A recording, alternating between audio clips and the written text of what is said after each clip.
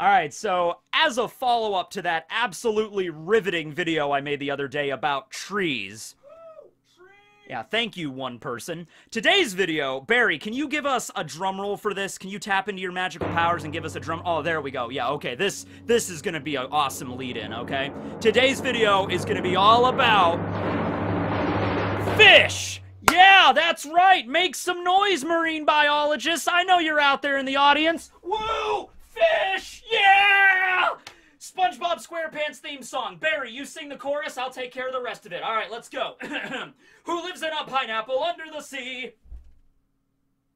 Okay, that's not working, so I'll take care of both parts. Don't worry, Barry. SpongeBob SquarePants, absorbent and yellow and porous is he. SpongeBob SquarePants, if nautical nonsense be something you wish. SpongeBob SquarePants, then drop on the deck and flop like a fish. SpongeBob SquarePants, SpongeBob SquarePants, SpongeBob SquarePants. Do do do do do do do. Okay, so I'm just gonna flow right into the video then, right? There's really no way I could transition in between that, so here we go. By the way, Oda, you're the one that caused this, okay? You're the one that opened the floodgates here, alright? You're the reason I had to sing the SpongeBob SquarePants theme song to start off this video, Oda, okay? And I'll tell you why. I'm just directly talking to Eiichiro Oda right now, okay? You didn't have to make Kaido a fish. You could have made Kaido mythical dragon fruit. No, well, he still technically is a mythical dragon fruit, but you know what I mean, like, you know, the Rio no Mi model Azor dragon, nobody would have questioned it. I still would have been disappointed that he wasn't a duck, but I could have moved on from that, okay? But, you know, you had to go out of your way to be like, nah, he's a fish. And I understand it connects back to the story of the carp, you know, the koi fish that climbs up the waterfall, so there is precedence for it, you know, it's not out of nowhere. But he could have went a different angle with it. But now that he decided, like 1,000 chapters into his manga, to reveal that Zoan fish fruits actually can exist, we're gonna do a whole video about fish today. I have a nice little list here of our little finny friends from down under, and we're going to look through some of them and see which ones would be cool if they were Zoan fruits modeled after them. Now, same kind of issues apply when I talked about Kaido's fruit the first time in the video I made all about that. You know, sure, you could eat, let's say, a catfish Zoan, so you eat it and you turn into a catfish.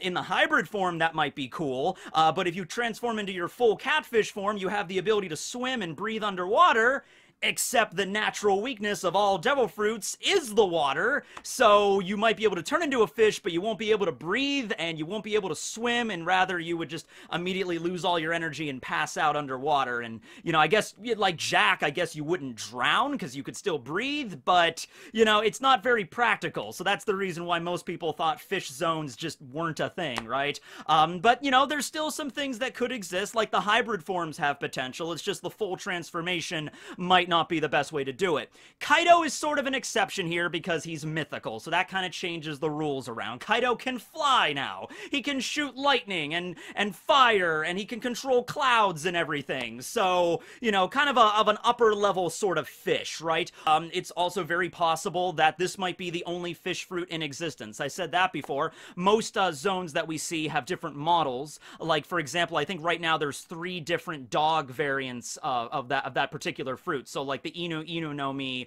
model wolf that Jabra has, model jackal that Chaka has from Alabasta, and Lassu has the dachshund model of the dog fruit. Dachshund. I've been pronouncing it Dachshund my entire life, so I'm an idiot, but whatever. There's a lot of dog fruits, right? And there's the ox fruit, you know, model bison that Dalton has, and then the giraffe model that Kaku has, right?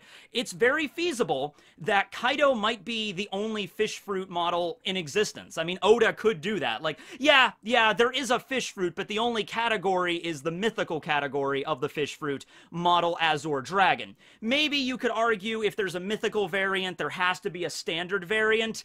It's Oda's manga, it's his rules. If he's like, yeah, there's only one fish fruit in existence and Kaido has that one, and maybe that'll make things a lot simpler at the end of the day, so there's not like all these different varieties out there, but yeah, I mean, we'll just go into it today, just assuming. Alright, so everybody out there that is not a marine biologist, do you know how many species of fish exist on our planet?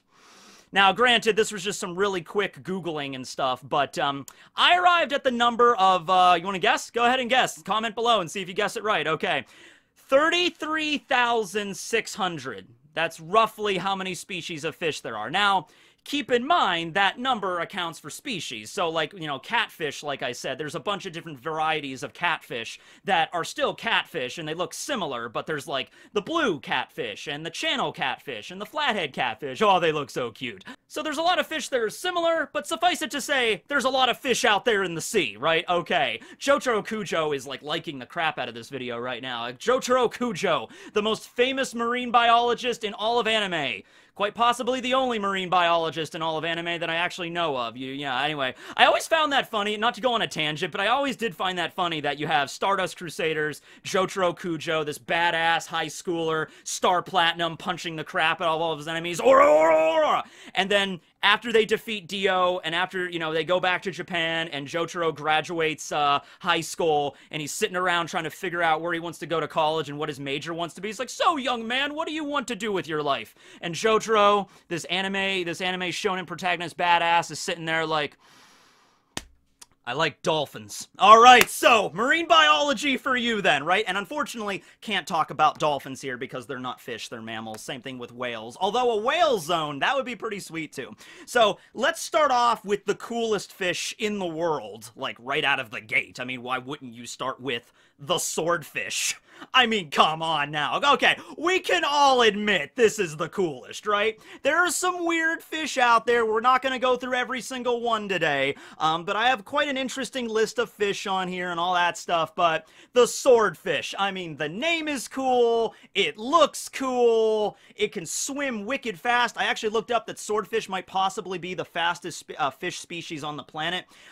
There's some where it's mostly documented on average at swimming 60 miles per hour, but in some cases they're clocked to go over 80, so that's absolutely insane. I wrote down some other fish like the sailfish and the marlins. They can swim really fast as well, so they might also be contenders here. The sailfish looks really cool as well with the giant fin on its back, the dorsal fin, I guess that's called.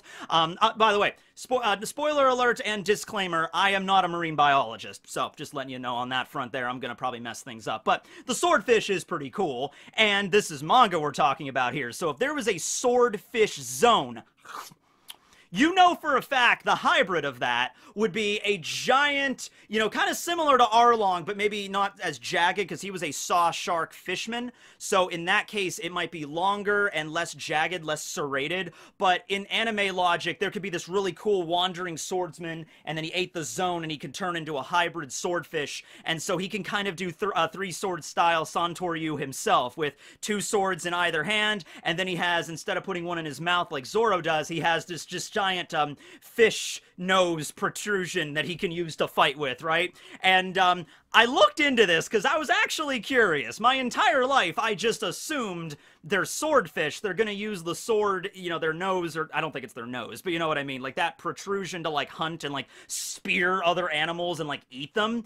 And from what I understand, it's kind of up for debate about that. Like they do use that to like attack other fish and like wound them, you know, to eat them later. But the idea that there's like swordfish swimming around the ocean like impaling multiple fish to make kind of like a shish kebab or something, that probably doesn't happen, but we don't know 100%. So, I mean, that's pretty cool. And here's a skeleton of a swordfish, and it's obviously a bone that's that, so it could definitely pierce. It could do some damage, right? So, yeah, swordfish zone. There's a lot of swordsmen and famous swords and stuff that exist in One Piece. In this wacky world that we live in, I think a hybrid zone of a swordfish would be pretty useful as well. Also, I mean, like, the thing is with the weakness of water, it is any type of liquid, okay? It doesn't have to be salt water. It can be fresh water. It can be soda. It can be milk. It could be the ocean in the sky, the white sea, you know. As long as it reaches up to, like, over the waist of a devil fruit user, that's kind of when they start to get really weakened, all right? it might be possible that if you turn into a hybrid fish and you like go into the water, but the water is not like super, you know, waist high, like maybe it's like knee high or something, maybe you could have advantages with that, maybe a little bit. Remember, Khalifa could still use her devil fruit when she was in the bathtub. It was just at a half power and stuff. So it might be possible.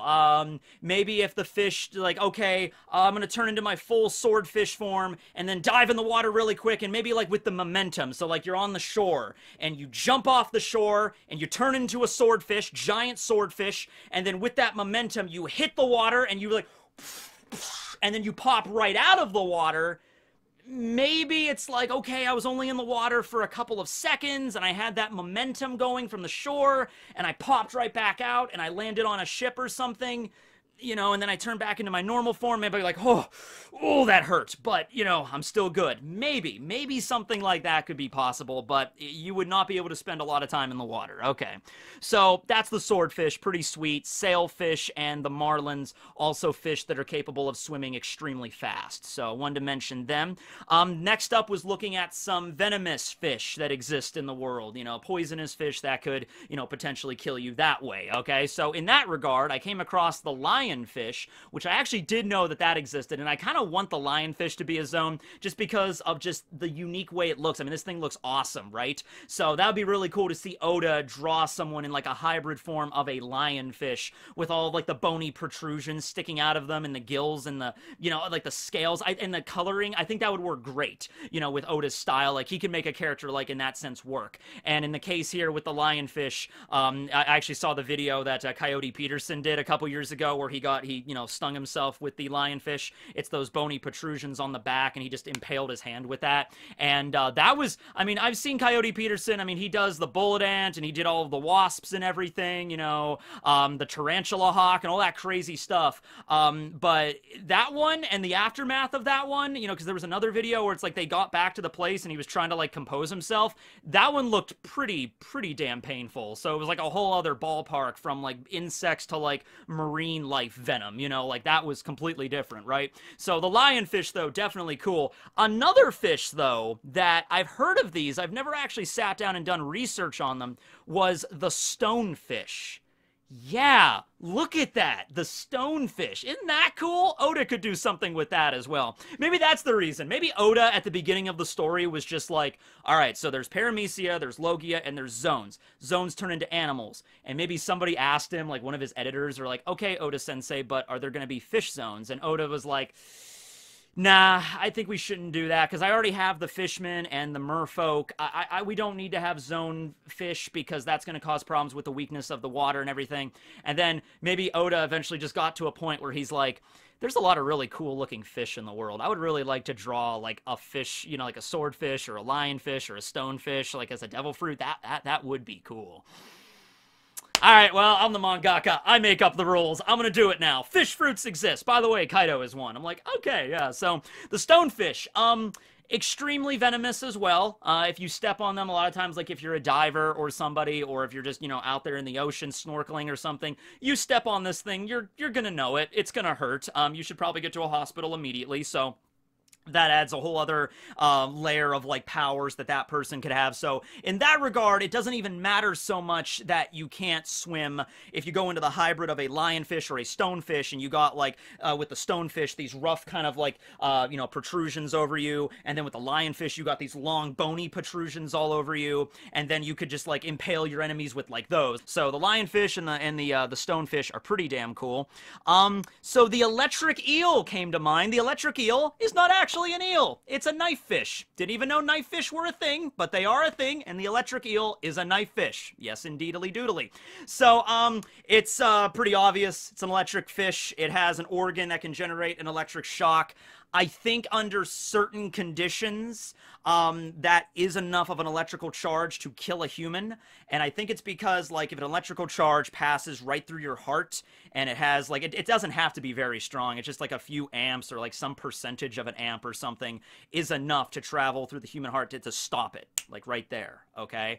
And so under certain conditions, that could kill a human. Now, once again, with manga, we could have an electric eel zone. You bite it, and you're not like Eneru, you're not on that level with it, but you are able to generate electricity with your body. You can grab people and like shock them, kind of like maybe a taser or something like that. You have to maybe get up close and personal. Like maybe that would actually be really cool if you had like some sort of martial art, and then you could, it's like shocking grasp from like, you know, like as a cantrip from D&D. You just like, hoo, boom, shocking punch or whatever like that. Like that would be pretty damn sweet, right? And so of course, even though maybe the voltage or whatever is relatively weak with the electric eels that maybe live in our world, you know, like they're not like super, like it's not like super dramatic. Like if you encounter a single electric eel in like a lake, it discharges and the whole lake is like, you know, it's nothing like that crazy or anything, but it is an interesting creature, and you could definitely up the voltage there when it comes to a zone. And so, yeah, I think I just, you know, there you go. You got fish powers that also, you know, generate electricity.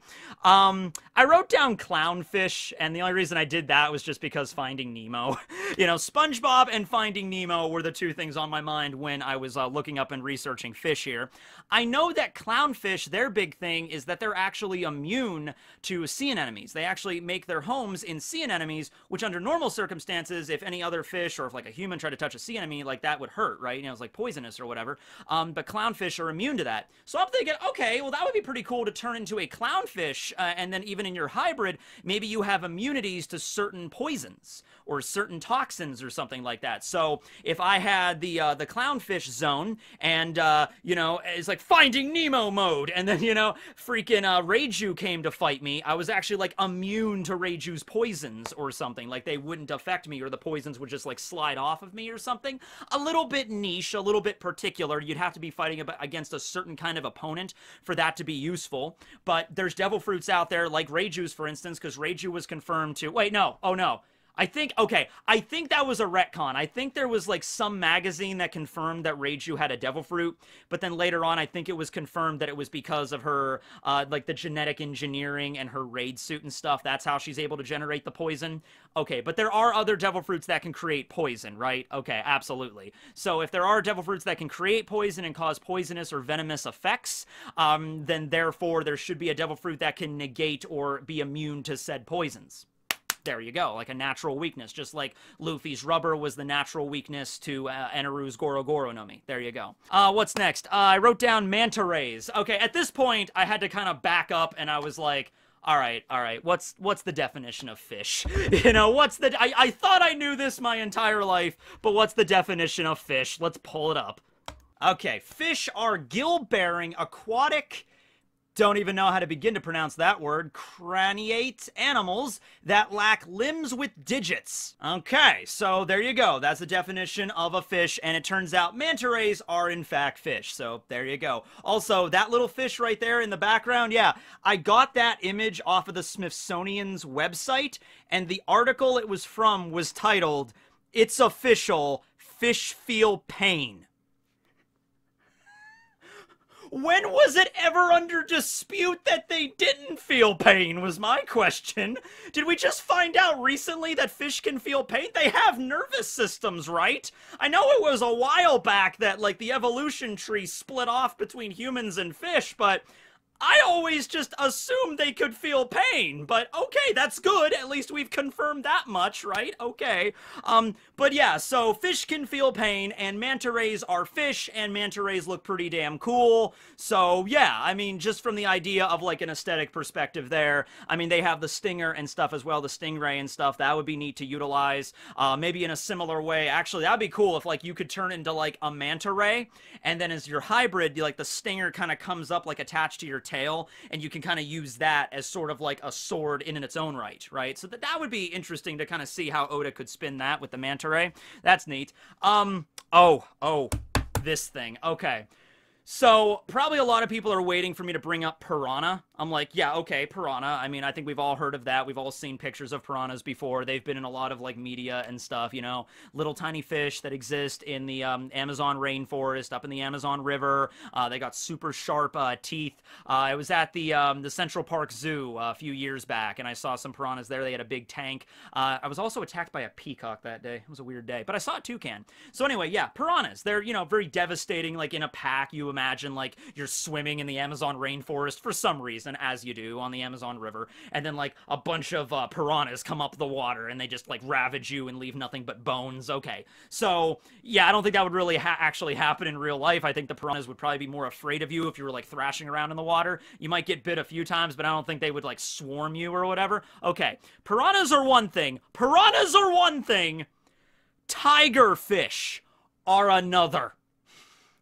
I gotta be honest with you, I'd never heard of tiger fish before, and I was just doing some searches like what are the deadliest fish in the world. So the stonefish came up, the great white shark. Sharks are obvious, you know, I was gonna save them for last, right? Okay, but then I see tiger fish, okay? And so I look up pictures of tiger fish, and I swear for like the first few seconds, I thought like this was fake. I thought this was like a meme or something, like people were photoshopping this fish, because I'm looking at this fish and I'm seeing people hold the fish like they caught one, and I'm like, there's no way this exists on the same planet that I live. There's no way. Like, this is fake.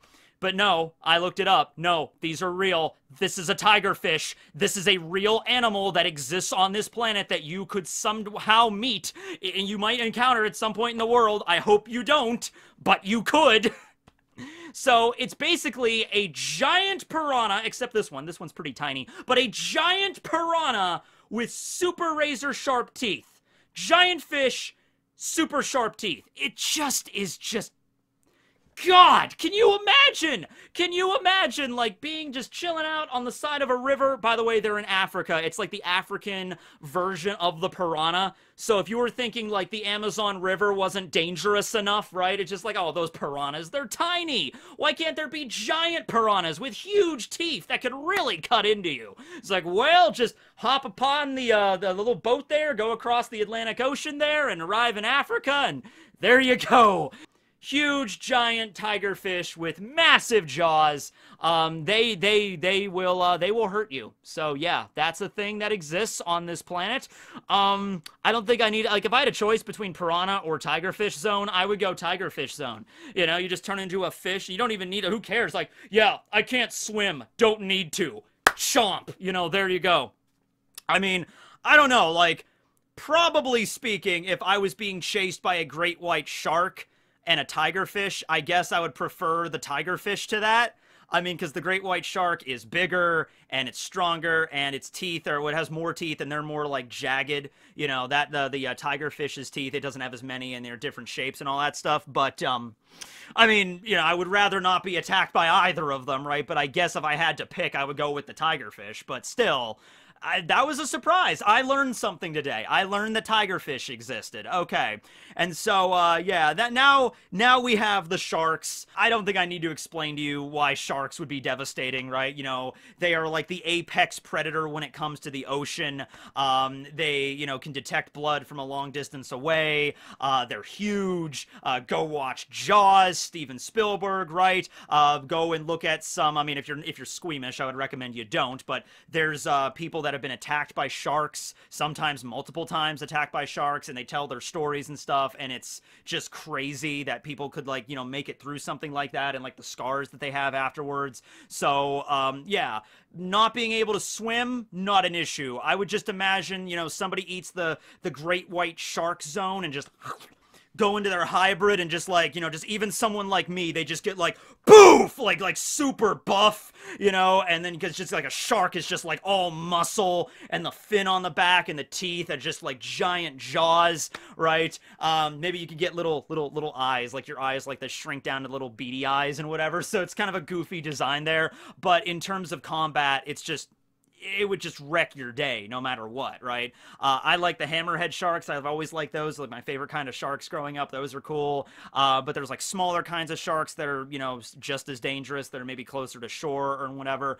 But yeah, don't mess with sharks is the point of this seminar, right? And so Arlong was a shark. We know how devastating he was, at least at that point in the story, you know, like Horty Jones, when he like just bit into Luffy's like shoulder, and Luffy's like, oh, my hockey's not good enough to withstand attacks like this, like piercing, kind of like, you know, that, like, because correct me if I'm wrong, marine biologist, but don't sharks' teeth have like serration to it? like they're pointy. They look just pointy, but don't they like dig into you like a serrated knife? Isn't that like how it works? Or maybe some sharks can do that, not all of them. But that's how I always assumed. Or like there's multiple layers of teeth that can kind of like dig into you. It's painful. It's painful. You get bit by a shark, yeah, even if you survive, you're gonna have some nasty scars and stuff, right? Okay. If you're lucky enough to get away with all your limbs. So yeah, sharks, absolutely scary. I'll leave you with this picture of a shark that I don't even know what this thing is, really. I just found it, and it looked it looked weird enough to put into a video. So yeah, that's what I think, like, Oda was like, yeah, there's some fish that are really weird in this world. I need to start incorporating these into One Piece. I'll make it make sense, or maybe I won't. Whatever. I'll just make it do whatever. I'm Oda. So, yeah, there you go. There's the video on the fish. Let me know below. I of course, there's like 33,000 something species. I left out probably quite a bit of interesting contenders, but I wanted to cover my bases here. We got fish that can do melee combat with like swords, venomous fish like the lionfish and the stonefish, fish with the teeth like the tigerfish and the piranhas and the sharks, the manta ray for the unique shape and everything like that, the sailfish and the marlins that can swim really fast. They might be able to do something, but I'm sure there's a lot of other really cool ones out there. So let me know down below what your kind of fish zone idea hybrid would be, and what's your favorite fish and all that stuff. And if if you enjoy Swedish fish are good. Goldfish, you know, there you go. That's nice. Yeah, that's good. I always like Swedish fish. There was a neighbor that we had when I was a kid. It was an old lady, and we'd always go over there, and she would always give me little Swedish fish when I was growing up. So I'd probably say I prefer Swedish fish to goldfish, but you know, they're still good too. Goldfish are good. I'm always up for a goldfish. All right. So yeah, thanks for this video. Also, I wanted to dedicate this video to Zeta the Beta, who was my beta fish that I had, best fish 2016, but he passed away. So, yeah, that was a while ago. But in memory of Zeta the Beta, thanks for watching, everybody. Tekking, signing out.